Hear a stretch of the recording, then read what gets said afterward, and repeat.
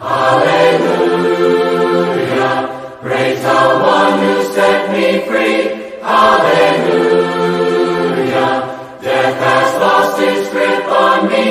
You have broken every chain. There is salvation. ఈ రోజు చెప్పబోతున్న వాక్యాంశం ఏంటంటే, శ్రమల్లో ప్రార్థించే మనసు నీకుందా? ఈరోజు మన అంశం ఏంటి? శ్రమల్లో ప్రార్థించే మనసు నీకుందా? ఎందుకు ఈ అంశాన్ని మేము ముందుకు తీసుకొస్తున్నానంటే, నా ప్రియమైన సహోదరి సహోదరులారా, సమాజంలో సొసైటీలో మనుషుల మధ్య మనం నివాసం చేస్తున్నాం కాబట్టి వాతావరణం వల్ల కానీ, మన తింటున్న తిండి వల్ల కానీ, మన తాగుతున్న నీళ్ళు వల్ల కానీ, మన తినే ఆహారంలో కానీ, మన శరీర స్థితిని బట్టి కానీ మనము బలహీనలు కావచ్చు, అనారోగ్యం కావచ్చు, సమస్యలు కావచ్చు, ఇబ్బందులు కావచ్చు. ఇవన్నీ మనిషికి వస్తాయి. సమస్యలైనా, ఇబ్బందులైనా, రోగములైనా, అవమానాలైనా, అప్పులైనా ఎవరికైనా వస్తాయంటే మనుషులకు వస్తాయి. ఈ మనుషులకి వచ్చినప్పుడు ఈ మనుషులు వాటిని చూసి భయపడుతున్నారా? వాటిని చూసి కుంగిపోతున్నారా? వాటిని చూసి మనీద పడుతున్నాడా? వాటిని చూసి ఇక నా జీవితం వ్యర్థం అనుకుంటున్నాడా? ఈరోజు మనుషులు ఎలా ఉన్నారంటే ప్రియులారా, రకరకాలంటి మనస్సులు, రకరకాలంటి ఆలోచనలు, రకరకాలంటి సమస్యలు వస్తున్నాయి. ఈ సమస్యల నుంచి మనం ఎలా బయటపడాలనేది మన పరమ తండ్రి ఈరోజు మనకి ఆయన బలపరిచే మాటలు చెబుతుండగా మనం జాగ్రత్తగా విందాం ప్రియులారా. పరమ తండ్రి మనతో మాట్లాడుతున్నారు, జాగ్రత్తగా విందాం. ప్రతి విషయమందును ఏం చెబున్నాడు? ప్రతి విషయమందును కృతజ్ఞతాస్తుతులు చెల్లించుడి. ఇలాగు చేయుట యేసుక్రీస్తు యందు నీ విషయంలో దేవుని చిత్తం. అంటే ప్రతి విషయంలో మనం ఎలా ఉండాలి, ప్రతి సమయంలో మనం ఎలా ఉండాలి, ప్రతి పరిస్థితిలో కూడా మనం ఏ విధంగా ఉండాలంటే ప్రియులారా, దేవుడికి కృతజ్ఞత స్తుతులు చెల్లించేవారుగా ఉండాలి. అలా చేయటం వల్లే మనము దేవుని చిత్తమును నెరవేర్చిన వారుగా ఉంటాం. ప్రతి విషయంలోనూ, అంటే ఏ విషయంలోనూ, ప్రతి విషయంలోనూ మనిషి జీవితంలో జరుగుతున్న ప్రతి సెకండ్ కానీ, ప్రతి నిమిషంలో కానీ నీ జీవితంలో దేవుడికి కృతజ్ఞతాస్తుతులు చెల్లించాలి. సంతోషంగా ఉన్నప్పుడే కాదు, ఆనందంగా ఉన్నప్పుడే కాదు, ఉద్యోగం వచ్చినప్పుడే కాదు, మ్యారేజ్ అయినప్పుడే కాదు, వివాహము జరుగుతున్నప్పుడే కాదు, పిల్లల యొక్క పుట్టినరోజు అప్పుడే కాదు, కొత్త ఇల్లు కట్టుకున్నప్పుడే కాదు, కొత్తగా ప్రమోషన్ వచ్చినప్పుడే కాదు, కొత్తగా బైక్ కొనుక్కున్నప్పుడే కాదు, కొత్తగా ఆటో కొనుక్కున్నప్పుడే కాదు, కొత్తగా కారు కొనుక్కున్నప్పుడే కాదు. ప్రతి విషయమందు దేవుడికి కృతజ్ఞతాస్తుతులు చెల్లించాలి. ప్రతి విషయంలోనూ దేవుడికి కృతజ్ఞతాస్తుతులు చెల్లించాలి అని పరమ తండ్రి మనకు చెబుతున్నాడు. ఈరోజు అన్ని ఆశీర్వాదాలు మనం కోరుకుంటాం, మనకి మేలు జరగాలనుకుంటాం, మన కుటుంబం బాగుపడాలనుకుంటాం, మన పిల్లలు ప్రయోజకులు కావాలనుకుంటాం, మనం మంచి ప్రదేశంలో ఉండాలనుకుంటాం, మనం మంచిగా కష్టపడాలనుకుంటాం, మంచిగా జాబ్ చేయాలనుకుంటాం, మంచిగా వృత్తి కలిగి ఉండాలనుకుంటాం, మంచి పేరు తెచ్చుకోవాలనుకుంటాం. మనిషి ఎప్పుడైనా ఎక్కడైనా మంచి కోరుకుంటారు. కానీ ఆ మంచి కోరుకునే విషయంలో ఆ మంచి కోరుకునే మనిషికి కీడు రావచ్చు, కష్టం రావచ్చు, నిందలు రావచ్చు, అవమానం రావచ్చు, శోధన రావచ్చు. కానీ వీటిని తట్టుకునేవారుగా ఈరోజు ఉన్నామా? వీటిని మనసులో పెట్టుకొని బాధపడే కంటే దేవుని సన్నిధిలో ప్రార్థించేవారుగా మనం ఉన్నామా? ఒక్కసారి ఆలోచించే. ఇప్పుడు వర్షాకాలంలో వర్షం వస్తుంది, ఎండాకాలంలో ఎండ వస్తుంది, చలికాలంలో చలి వస్తుంది. వీటన్నిటిని మనిషి భరించుతుంది, వీటన్నిటిని మనిషి స్వీకరిస్తున్నారు. అంటే ఏ సీజన్కు ఏ మనిషికి ఏం కావాలో దేవుని సృష్టిలో అద్భుతంగా ఆశ్చర్యకరంగా మన ముందు ఉంచారు. కానీ ఈరోజు మనిషి ఏం కోరుకున్నాడంటే తనకున్న పరిస్థితులను బట్టి, తనకున్న ఇబ్బందులు బట్టి, కష్టాలు వస్తే, ఇబ్బందులు వచ్చి, సమస్యలు వస్తే మనుషులు ఏమైపోతారంటే చాలా మందిని, నేను అందరికీ కొంతమంది దేవుడికి దూరం అయిపోతారు, సంఘానికి దూరం అయిపోతారు, మందిరానికి దూరం అయిపోతారు, దైవ జనులకు దూరం అయిపోతారు. ఎందుకు వీళ్ళు దూరం అయిపోతున్నారంటే వాళ్ళ మీద కష్టాలని, వాళ్ళ మీద ఇబ్బందులను ఇంటి నుంచి మేము బయటికి రాలేమని పరుగులు ఎత్తుతున్న మనుషులు కూడా ఈ మొదటి దశలోని పత్రిక 5వ అధ్యాయం 16వ వచనంలో ప్రతి విషయమందును దేవునికి కృతజ్ఞతాస్తుతులు, ప్రతి విషయంలోనూ, ప్రతి విషయంలో ఈరోజు కృతజ్ఞతాస్తుతులు చెల్లించే వరకు ఉన్నావా? ప్రభా నాకు కష్టం వచ్చింది అయినా నీకు స్తోత్రం చెప్పగలుగుతా? ప్రభా నాకు నింద వచ్చింది అయినా నీకు స్తోత్రం అని చెప్పగలుగుతా? అలా చెప్పి దమ్ము టాలెంట్ మనకుందా? బైబిల్లో ఉంది ఒక వ్యక్తికి, ఆయన చూస్తే ప్రియులారా అద్భుతంగా కనపడింది. ఏబు గ్రంథం 1వ అధ్యాయం 20వ వచనం బైబిల్ తీద్దాం ప్రియులారా. ఆయనకున్న ఇబ్బందులను బట్టి, ఆయనకున్న పరిస్థితిని బట్టి, ఆయన కుటుంబంలో జరిగిన నష్టాన్ని బట్టి, ఆయన పిల్లల మధ్య జరిగిన ఆ భయంకరమైన స్థితిని బట్టి ఏబు గారు నోటు గుంట పలికిన మాట వింటేనండి మనకొచ్చిన కష్టాలు ఈ కష్టాలైనా అనిపిస్తుంది. ఏబు గారికి ఎన్ని కష్టంలో వచ్చినాయో ఒక్కసారి వెళ్ళిపోదాం ఏబు గారి గ్రంథంలోకి ప్రియులారా, చదువుదాం. అప్పుడు యేబు లేచి తన పై వస్త్రమును చింపుకొని గొరిగించుకొని నేల మీద సాష్టాంగ నమస్కారం చేసి ఇట్లనెను, నేను నా తల్లి గర్భములో నుండి దిగంబరినై వచ్చి తిని దిగంబరినై అక్కడికి తిరిగి వెళ్ళుదును. యెహోవా ఇచ్చెను, యెహోవా తీసుకుని పోయెను, యెహోవా నామమునకు స్తుతి కలుగును గాక. చప్పట్లు ప్రియులందరూ కూడా చూడండి ప్రియుల, ఎవరు పాట పలుకుతుంది? ఒడ్డు మీద ఉండి మాటలు చెప్పేవాళ్ళు కాదు, ఇంట్లో ఉండి మాటలు చెప్పేవాళ్ళు కాదు, టైం పాస్ కి మాట్లాడే మాటలు కావి. తన జీవితంలో జరిగిన వంటి విషయాలను బట్టి, తన కుటుంబంలో జరిగిన నష్టాలను బట్టి, ఒక రిచ్ ఫ్యామిలీగా ఉన్నటువంటి ఏబు గారి కుటుంబం, ఒక హై పొజిషన్ లో ఉన్నటువంటి ఏబు గారి కుటుంబం, ఆ పట్టణంలో ఆ ప్రాంతంలో ఆయన కంటే గొప్పవాడు లేడు అని సాక్షాత్తు పరలోకమందున్న తండ్రి సాక్ష్యం ఇచ్చాడు ఏబు గారి గురించి. అంత పొజిషన్ లో ఉన్నవాడు, అంత రిచ్ పీపుల్ అయినటువంటి ఏబు గారు తన జీవితంలో, తన కుటుంబంలో బహు పనివారు ఉన్నారు. అంత పొజిషన్ లో ఉన్నటువంటి వ్యక్తి సడన్ గా ప్రియులారా అండర్ గ్రౌండ్ వచ్చేసి ఏముగా కట్టుకున్న విల్లు ఊరిపోయింది, కన్న బిడ్డలు, కన్న కొడుకులు హఠాత్తుగా చనిపోయారు. గొర్రెలు చనిపోయి, మేకలు చనిపోయి, ఒంటలు చనిపోయి, ఎడ్లు చనిపోయి, ఎవరయ్యా మిగిలారంటే ఏబు భార్య మిగిలిపోయింది.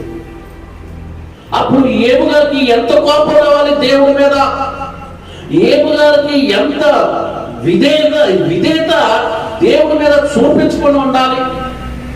అయినా దేవుడు నమ్ముకున్నాక నాకేంటి కష్టాలని ఏబు గారు ఆలోచించాలా? దేవుడు నమ్ముకున్నాకేంటి, నాకున్న ఆస్తులంతా పోయింది, నా పిల్లలు పోయారు, నా పొలం పోయింది, పరివారం పోయారని గారు ఏ రోజు కూడా కొనుక్కోవటం, చదువుకోవటం, మనీలు పట్టడం, టెన్షన్ పట్టడం ఆలోచించరా. ఏబు గారి గురించి ఒక అద్భుతమైన మాట ఉంది, తన నోటు గుంట కూడా తప్పు చేయరా. ఉందా ఈరోజు మనకు ఆ భక్తి ఉందంటారా? ఈరోజు ఉందంటారా విశ్వాసము?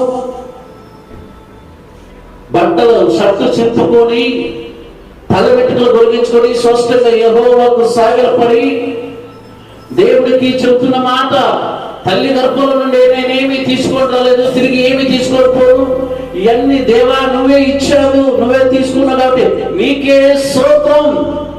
ఈరోజు మనం చెప్పగలుగుతామా? ఏదో నష్టం వస్తే దేవా నువ్వుకే స్తోత్రం చెప్పగలుగుతామా? చెప్పే ప్రదేశంలో మనం ఉన్నామా? ఏముగానే కాదండి, బైబిల్లో చాలా మంది భక్తులు ఉన్నారంట. నిజంగా మనం వచ్చేటప్పుడు ఏం తీసుకుని వచ్చాం, పోయేటప్పుడు ఏం తీసుకొని పోతే ఒకసారి ఆలోచన చేయండి. ఈ బతికే 70-80 సంవత్సరాల టెన్షన్స్, ప్రాబ్లమ్స్, పనులు, బిజీ మైండ్, ఎన్ని పనులు చేసినా, ఎంత కష్టపడినా, ఏది చేసినా చివరికి నువ్వు యాడికి రావాలి? అందుకని ఇప్పుడు నేను అంటాను ప్రియులారా, దేవుడి మీద ఆధారపడ్డవాడు దరిద్రుడుగా, దేవుణ్ణి నమ్ముకున్న వాడికి దేవుడు అన్యాయం చేయట అసంభవం. భక్తి కరువైపోయింది, పరిశుద్ధత కరువైపోయింది, విశ్వాసము అపనమ్మకం అయిపోయింది. ఎందుకు ఇలా జారిపోతున్నాం, ఇలా ఎందుకు దిగజారిపోతున్నాం అంటే సోషల్ మీడియాలోనే మనం మూతంతా పెడుతున్నాం, టీవీలోనే మనం టైం అంతా గడుపుతున్నాం, సెల్ ఫోన్లోనే మనం టైం అంతా గడుపుతున్నాం. ఈరోజు ఏబు గారిని మీ ముందుకు ఎందుకు తెచ్చానంటే, ఆయనకి ప్రియులారా అంత ఆస్తిపరుడు ఒక్కసారి రోడ్డు మీదకి వచ్చి తను ఆయన హాస్పిటల్ పోవడం కూడా ఆయన డబ్బులు లేవు, రోడ్ల మీదకి వచ్చి పెక్కుతో సీపుకులు గోక్కుంటే భార్య ఏం చెప్పాలి భర్తకి? అయ్యా దేవుడు ఉన్నాడు మనల్ని అని మంచిగా ఆదరించే మాట చెప్పాలా భార్య? బలపరిచే మాటలు చెప్పాలా? అన్ని సంవత్సరాలు చేసి అన్ని సంవత్సరాలు ఏడుగారు అడుగుదాలు నడిచినావా? భార్య వచ్చి ఏడుగారు ఏముంటుందంటే, నీకు ఎంత కాలం అయ్యా నువ్వు దేవుణ్ణి నమ్ముతూ యథార్థం విడిచిపెట్టి నువ్వు సావనారా అంటుంది.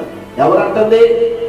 పక్కింటాము కాదు, ఎదురింటాము కాదు, 3 ముళ్ళు వేసి నువ్వే నా జీవితాంతం ఉండు భార్య అన్న భార్యే భర్తకు ఆ కుష్టి రోగం, ఆ యొక్క సీపుక్కులు వచ్చి ఆ సీన్ కాకుంటే ఆ పెట్టుకు తీసుకొని గోకుంటుంటే భార్య ఓదార్చవలసింది, భార్య ఆయనకి ధైర్యం చెప్పాల్సింది, భార్య అతన్ని బలపరిచింది, భార్య ఆయన పక్షాన నిలబడాల్సింది.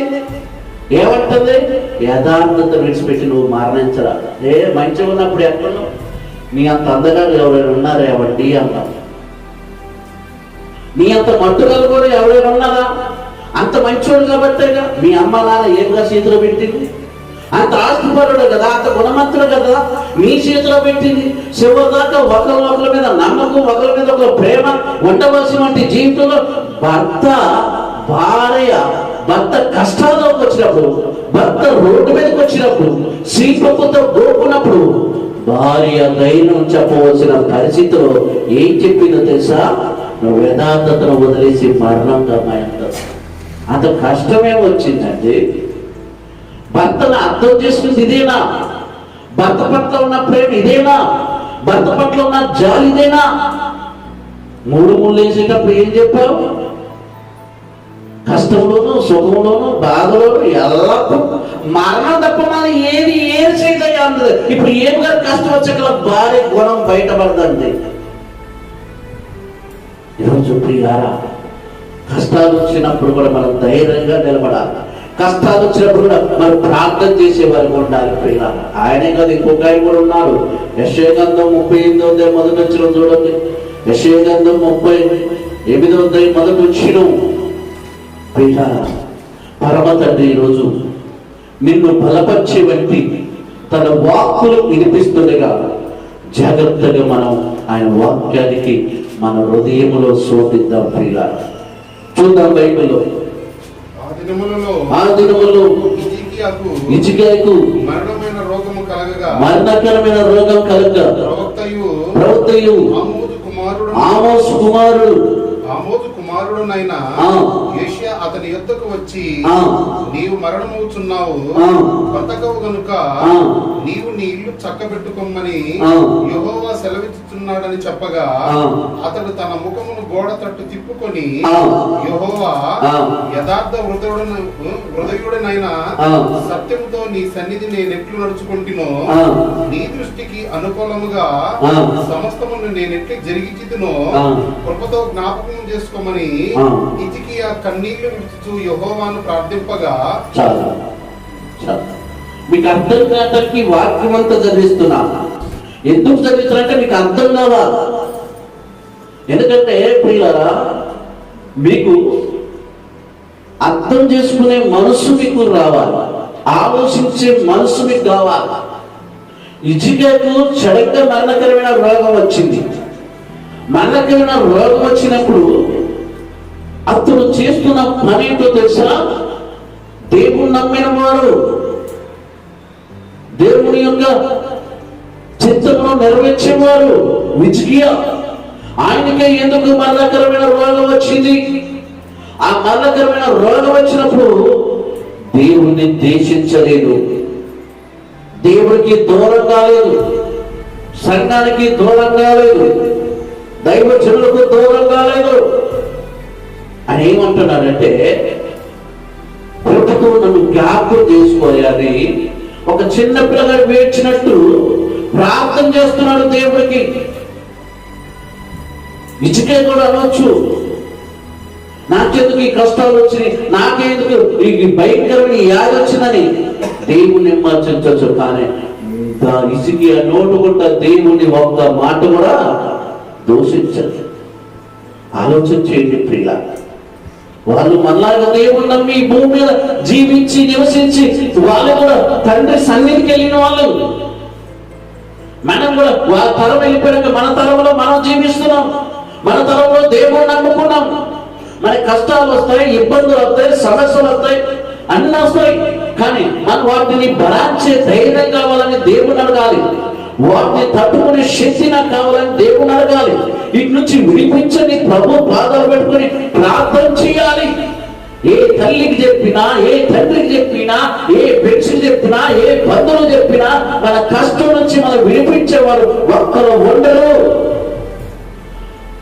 మనకి సహాయం చేసేవారు ఒక్కరు కూడా మన ముందుకి రారు. మాటలు విన్నైనా చెప్తాం, ఎందుకంటే మాటలు చెప్పడంలో రూపాయలేని ఖర్చు. మంచినీళ్ళు ఎన్నైనా ఇస్తాం వచ్చిన వాళ్ళకి, రూపాయలేని ఖర్చు. సహాయం చేయడానికి చేతులు ముందుకు వస్తాయా? సహాయం చేయడానికి నీ కాళ్ళు ముందుకు వస్తాయా? రావు. కానీ ఆ రోజు హిజ్కియా తెలివి కలిగిన వాడు కాబట్టి దేవుడు సన్నిధిలో కన్నీరుగా ప్రార్థన చేస్తారంట. ఆ కన్నీరు, హిజ్కియా కన్నీరు దేవుడు చూసట. అతనికి ఆ రోజు ఆయన ప్రార్థనని, ఆయన కన్నీరు చూసి దేవుడు మళ్ళీ ఏం చెప్పాడంటే 15 సంవత్సరాల ఆవిష్కారాన్ని పొడిగించాడు. హిజ్కియాకి మరణకర రోగం రాగానే వెంటనే గోడ తట్టు తిరిగి ప్రార్థన చేయడం మొదలుపెట్టాడు, దేవుడి మీద ఆధారపడటం మొదలుపెట్టాడు, దేవుడికి చెప్పుకున్నాడు, దేవుడా ఈ సమస్య ఎవరి వల్ల వచ్చింది, ఎందుకు వచ్చింది, నా పొరపాట్లు ఉన్నాయా, నా దోషాలు ఉన్నాయా, తెలిసేసాను తెలియజేశాను పశ్చాత్తపడ్డాడు. అప్పుడు దేవుడు ఆయన ప్రార్థన విని ఆయన స్వస్థపరిచాడు. ఈరోజు మనం కూడా ఒక ధైర్యం కలిగి ఉండాలి. ప్రార్థన చేస్తే మన పరిస్థితులన్నీ మారుతాయనే. అపోస్తలుల కార్యములు 16వ అధ్యాయము 23వ వచనం. అపోస్తలుడైన పౌలు శైలి వారు చేసిన పనులను బట్టి ఒక అద్భుతం కనపడుతుంది. ప్రియుల 16వ అధ్యాయము 23వ వచనం. వారు చాలా దెబ్బలు కొట్టి వారిని చెరసాలలో వేసి భద్రంగా కనిపెట్టవలని చెరసాల నాయకుడికి ఆజ్ఞాపించిన ఆజ్ఞను పొంది నుండి ఆ, వారిని లోపల చెరసాలలోనికి త్రోసి ఆ, వారి కాళ్ళకు బొండలు వేసి బిగించెను. ఆ, అయితే ఆ, మధ్యరాత్రి వేళ ఆ, పౌలును శీలయు దేవునికి ప్రార్థించుచు ఆ, కీర్తనలు పాడుచుండిరి, ఆ. ఖైదీలు వినుచుండిరి. చాలు. అసలు పౌలు గారు శీలయ్య గారు ఏమైనా పొరపాటు చేశారంటే చేయలేదండి. ఎవరైనా మోసం చేశారంటే చేయలేదండి. ఏమైనా దొంగతనం చేశారంటే చేయలేదండి. ఎవరికైనా దోసుకున్నారంటే దోసుకోలేదండి. దేవుడు వాక్యం చెప్పి అనేక మందిని ఆ రోజుల్లో దొంగతనం చేసే వాళ్ళని, మోసాలు చేసే వాళ్ళని, అబద్ధాలు ఆడే వాళ్ళని, వ్యభిచారం చేసే వాళ్ళని, అలాంటి వాళ్ళను మంచిగా బతకాలని దేవుడి యొక్క వాక్యాన్ని చెప్పుకుంటూ వస్తూ ఉండగా ప్రియులారా, ఒక పట్టణానికి రాగానే ఆ పట్టణంలో ఒక పూతోను అనే ఒక దయ్యం ఒక అమ్మాయి పడితే ఆ అమ్మాయి కోసం ప్రార్థన చేస్తే ఆ అమ్మాయిలో ఉన్న పూతోను దయ్యం వెళ్ళిపోయింది. ఇప్పుడు వీళ్ళు మంచి చేసినప్పుడు ఆ ఊరో ఏం చేయాలి? మంచి చేసినని చెప్పాలి. కానీ ఏం చేసా తెలుసా? నువ్వు దయ్యాలు పట్టిన వాడివి, మా యొక్క బిజినెస్ ని ఆ అమ్మాయిలో దయ్యం పట్టడం వల్ల బిజినెస్ చేస్తుంది అక్కడ యజమానురాలు. ఆ యజమానురాలు రోమా అధికారాలు చెప్తే పిల్లరా పౌలను శీలను తీసుకెళ్ళంట. పిల్లరా బాగా దెబ్బలు కొట్టి కాళ్ళు చేతులకు సైకిలేసి తీసుకుపోయి జైలు వేశారు. జైలు అంటే ఈరోజు 4 కదా, రోజులు బాయిలు అంట. ఆ బాయిలో వేసి పైన ఇనప కడ్డీలు వేసేదన్నమాట. కరెంటు లేదు, ఫ్యాన్ లేదు, టీవీ లేదు, పేపర్ లేదు, ఛాయ్ లేదు.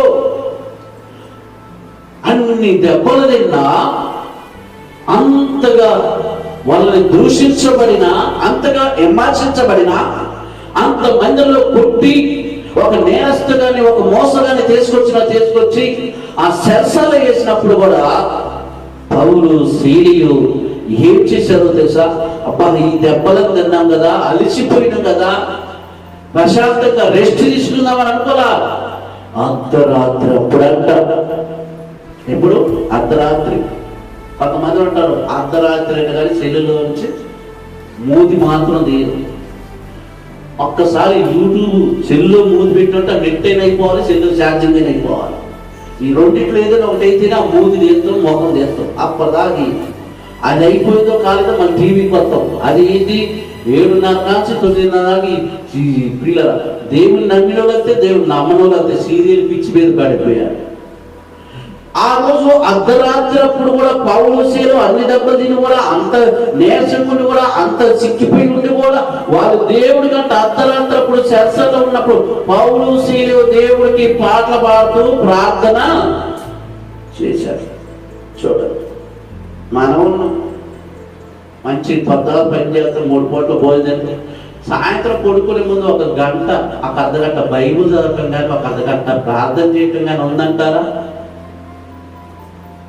జ్వరం వచ్చినప్పుడు మరి బాగానే ప్రార్థన చేస్తాడు, బాగా గుర్తుపోతాడు దేవుడు. అప్పుడైనప్పుడు బాగానే దేవుడు గుర్తుపోతాడు. అవమానాలు వచ్చినప్పుడు బాగానే దేవుడు గుర్తుపోతాడు. నిందలు వచ్చినప్పుడు బాగానే దేవుడు గుర్తుపోతాడు. మనుషులందరూ నేను విలువేసినప్పుడు బాగానే దేవుడు గుర్తుపోతాడు. కానీ అవియాలు చక్కగా ఉన్నప్పుడు, కుటుంబం చక్కగా ఉన్నప్పుడు, మన దేహం చక్కగా ఉన్నప్పుడు, మన మనసు మంచిగా ఉన్నప్పుడు మోకరించి ప్రభువుని ఏడుకున్నావా? పౌలు శీలియు ప్రార్థించే పరిస్థితి కూడా కాదు, పాటలు పాడే స్థితి కూడా కాదు. ఆ రోజుల్లో వారు పాటలు పాడటానికి మొదలు పెట్టారంటే, ఈ రోజు మనం పాటలు పాడాలంటే మైక్ మంచిగా ఉంది, అయ్యగారు వాద్యాలు కొట్టేవారు ఉన్నారా, మ్యూజిక్లు ఉన్నాయా, ఇవి ఉంటేనే నేను పాడతా అని కొత్తరైతే జనమందరూ వచ్చినాక నేను పాడతా పాటలు. నువ్వు జనం కోసం కాదు పాటలు పాడాల్సింది, పరమందున్న తండ్రి కొరకు నువ్వు పాటలు పాడాలి. జనం కోసం కాదు, దేవుడి కోసము, దేవుడి చిత్తం మన జీవితంలో నెరవేర్చబడాలని ప్రియుల. ఆ రోజు పౌలు గారికి శీల గారికి ఏ మ్యూజిక్లు ఉన్నాయండి? వాళ్ళ పరిస్థితి అలా ఉంది కాబట్టి ఆ పరిస్థితి నుంచి బయటపడాలని, ఆ కష్టం నుంచి బయటపడాలని అర్ధరాత్రి వాళ్ళు ప్రార్థన చేస్తూ వాళ్ళు పాటలు పాడుతుంటేనంట శరసాలు పునాదులే కదిలిపోయినంట. చెప్పబడదామా ప్రియులారా? ఈరోజు ఉందంటారా అంత భక్తి, అంత ప్రార్థన? నేను ఎప్పుడైనా ఒక్కటే చెప్తుంటాను, మోకాల ప్రార్థన మనల్ని అన్యాయమో చేయదు. మోకాల ప్రార్థన మనల్ని ఎప్పుడు అన్యాయమో చేయదు. మనం ఈరోజు ఆ మోకాల ప్రార్థన లేకపోవటం వల్లే మనం తలదించవలసిన పరిస్థితి వస్తుంది. సాతానుగానికి బెండ్ అయిపోతున్నాం, లోకానికి బెండ్ అయిపోతున్నాం, శోధనకి బెండ్ అయిపోతున్నాం, కష్టాలకి బెండ్ అయిపోతున్నాం. నీలో భక్తి లేకపోవడం వల్ల. భక్తి ఎప్పుడు వచ్చింది? మోకరించి ప్రార్థించినప్పుడు. భక్తి ఎప్పుడు వచ్చింది? బైబిల్ చదివినప్పుడు. భక్తి ఎప్పుడు వచ్చింది? నువ్వు దేవుని స్తుతించినప్పుడు. పౌలు శైలియం చేసిన పని అదే. అర్ధరాత్రప్పుడు అందరూ పండుకుంటే వీళ్ళు కూడా పండుకోవచ్చు, వీళ్ళు కూడా రెస్ట్ తీసుకోవచ్చు. అయినప్పటికీ దేవుని స్తుతించడానికి, దేవునికి ప్రార్థించడానికి ఒక టైం అనేది లేదు. 24 గంటల్లో ఏ క్షణమైనా ఏ నిమిషమైనా పిలిస్తే పలికే మన దేవుడు. చప్పటి కొడదామా ప్రియులారా? అంత గొప్ప దేవుణ్ణి కలిగి ఉన్న మనము, అంత గొప్ప దేవుణ్ణి నమ్ముకున్న మనము ఈ చిన్న చిన్న వాటికి మనం కుంగిపోతున్నాం అంటే ఒక్కసారి ఆలోచన చేయండి. పౌలు శైలియు చెరసలేశారు, నన్ను కొట్టారు, తిట్టారు, ఇక దేవుడు సువార్త చెప్పడాన్ని మానుకున్నారా? అంతమంది జనంలో నా పొరుగైంది తీసుకొచ్చి నేను ఏం చేశానని నన్ను శాసాలేశారని దేవుని దూషించిందా? ఈరోజు పక్కింటాం ఏదైనా అంటే మనతో ఆమెతో 3-4 రోజులు మాట్లాడతాం. మన ఆమెను ఒక్కరి గుడిపోతాం. మనం వచ్చే పడతాం, సహోదరులు ఐక్యత కలిగి ఉండాలంటాం. ముందు ఇంటి పక్కనతో ఐక్యతగా ఉన్నవా? ఇంటి ముందంతో ఐక్యతగా ఉన్నవా? ముందు నీ కుటుంబంలోనే నీ పిల్లలతో ఐక్యతగా ఉన్నవా? దేవుడు ప్రేమ అంటే ఏంటనుకున్నాడు? బంగారు షాప్ పైన ఏమంటాడండి? బంగారు షాప్ పైన ఏమంటాడు? డబ్బులు ఊరికే రావద్దు, ఊరికే డబ్బులు ఊరికే ఎంత కష్టపడతాయి. ఆయన ఒకప్పుడు పిల్లలు ఛాయ్ దాకా డబ్బుల్లో పట్ట. ఈరోజు పిల్లలు ప్రతి జిల్లాలో ఒక షాప్ ఓపెనింగ్ చేస్తాడు, బంగారు షాపు. ఆయన టైట్లు కూడా బాగుంటాయి, ఆయన మాటలు కూడా బాగుంటున్నాయి. అంటే డబ్బులు ఊకిని రావంటే పిల్లల మరి బంగారం కూడా ఊకిన వచ్చిందా? దేవుడు ఊగిని మనం ఆశీర్వదిస్తున్నా. ఎంత కష్టపడితే, ఎంత ప్రయాసపడితే, దేవుడు ఎంత నమ్మకం ఉంటే, దేవుడు ఎంత నలిగిపోతే ఆయన అభిషేకాన్ని, ఆయన ఆశీర్వాదాన్ని, ఆయన బలాన్ని, ఆయన శక్తిని మనం పొందుకుంటాం. అర్థం కావట్లేదండి జనానికి, అర్థం కావట్లేదు. బైబిల్ చదివితే అర్థం చేసుకోవటానికి, బైబిల్ మీద మనసు పెడితే అర్థం కావటానికి. అందుకే నేను ఎప్పుడు చెప్తుంటాను, బైబిల్ని చదవండి, రెండోది ప్రార్థన చేయండి, మూడోది దేవుని స్తుతించండి. ఈ 3 ద్వారా మన పరిస్థితి మారిపోదు. పౌలు శైలిలో ప్రార్థన చేస్తే సరసాల పునాదులే కదిలిపోయినాయి అంట. మన ఇంటి మన ప్రార్థన మన దారిబంధం దాటిపోతాయి. సమస్యలు ఎంత పోతాయి అండి? సమస్యలు ఎంత పోతాయి? పట్టు అని 1 గంట నీ కష్టం, నీ కోసం, నీ కుటుంబం కోసం, నీ పిల్లల కోసం, నువ్వు చేస్తున్న పని కోసం ప్రార్థన చేసావా? ప్రభా ఈ పని చేయమంటావా, చేయకూడదా అని ఏ రోజున అడిగావా? ఈ పనిలోకి వెళ్తే నాకు నష్టం వచ్చిందా, లాభం వచ్చిందా దేవుని ఏ రోజున అడిగావా? అడగవు. దేవుని పట్టించును. పరిశుద్ధాత్మ దేవుడు మన గద్దించినప్పటికీ, పరిశుద్ధాత్మ దేవుడు మన ఆపు చేసినప్పటికీ, పరిశుద్ధాత్మ దేవుడు మన కంట్రోల్లో పెట్టినప్పటికీ, శరీర కోరికలతో, శరీర ఆలోచనతో, శరీర వెచ్చలతో పరుగులెత్తిపోయి చివరికి పిల్లలు పరిగెత్తి ఒక్కసారి బోలపడ్డాక అప్పుడు మళ్ళీ ఇంటికి వస్తాం. ప్రియమైన సహోదరి సహోదరులారా, దేవుడు చెబుతున్న మాట, ప్రతి మనిషికి ఈ లోకంలో కష్టం రావచ్చు, శ్రమ రావచ్చు, కానీ వాటిని తట్టుకునే ధైర్యం మనకు కావాలి. పిరికి వాళ్ళుగా మనం ఉండకూడదు. ఎందుకంటే దేవుడు చెప్తున్న మాట, పౌలు శైలి జీవితంలో వాళ్ళు ఏం చేశారంటే దేవుణ్ణి స్తుతించడం ద్వారా కార్యాన్ని చూశారు. అప్పటికప్పటికే 1 వారానికో 2 రోజులకో 3 రోజులు కాదు, ఆ క్షణమే వాళ్ళు పాటలు పాడుతుండగానే, వాళ్ళు ప్రార్థన చేస్తుండగానే, ఆ క్షణంలోనే వాళ్ళు రిలీజ్ అయిపోయింది. ఆ క్షణంలోనే శాస్త్రాల పునాదులు కదిలిపోయింది. మరి మన ప్రార్థన వారం నుంచి ఒక అభిషేకం కోసం ప్రార్థన చేస్తాం, ఒక వారం రోజులు ఒక్కదాని కోసం ప్రార్థన చేసినట్లున్నది. మీకు ఏది కావాలో దానికోసమే, అది జరిగిందాక, అది అయిందాక దానికోసం ప్రార్థన చేసావా? బైబిల్లో మనకు ఆది కాండంలో యాకోబు గారు కనపడుతున్నారు. తెల్లవారు ప్రార్థన చేస్తున్నాడు. దేనికోసం చేస్తున్నాడు? భార్య కోసం ప్రార్థన చేయట్లా, తన తల్లిదండ్రుల కోసం ప్రార్థన చేయట్లా, దేశం కోసం ప్రార్థన చేయట్లా, అధికారం కోసం ప్రార్థన చేయట్లా. దేనికోసం ప్రార్థన చేస్తున్నాడు యాకోబు గారు?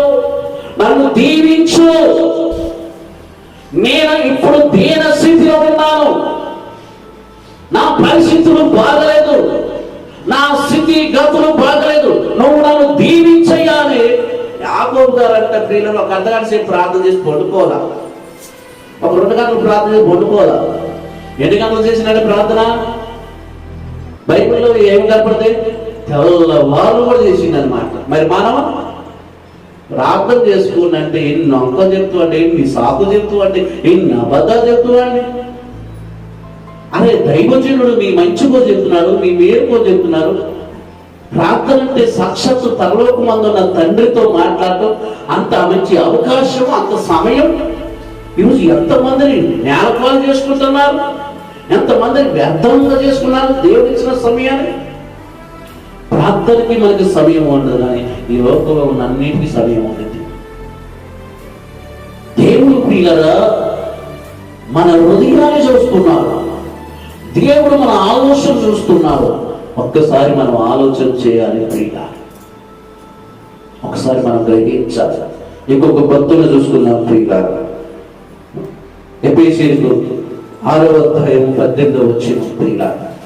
ఎఫెసీయులకు రాసిన 6వ అధ్యాయం 18వ వచనం. త్వరగా తీద్దాం బైబిల్. ఆత్మ వలన ప్రతి సమయమునందును ప్రతి సమయమందును ప్రతి విధమైన ప్రార్థనను విజ్ఞాపనము చేయించు ఆ విషయమై సమస్త పరిశుద్ధుల నిమిత్తమును పూర్ణమైన పట్టుదలతో విజ్ఞాపన చేయించు మెలకువగా ఉండుడి.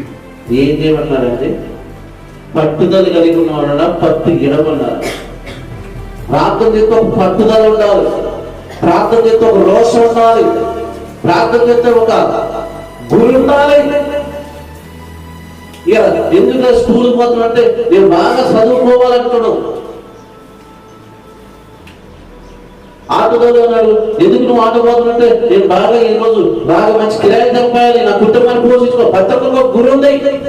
దేవుడు నమ్మిన వాళ్ళకి గురి ఉంది, దేవుడు నమ్మిన వాళ్ళకి గురి ఉంది. మరి మనకేం గురి ఉంది? మనకేం ఆలోచన ఉంది? గురి ఉండాలి, పట్టుదల ఉండాలి. ప్రతి సమయమందును ప్రతి విధమైన ప్రార్థన విజ్ఞాపన. ప్రార్థన విజ్ఞాపన అంటే ప్రార్థన తెలుసా?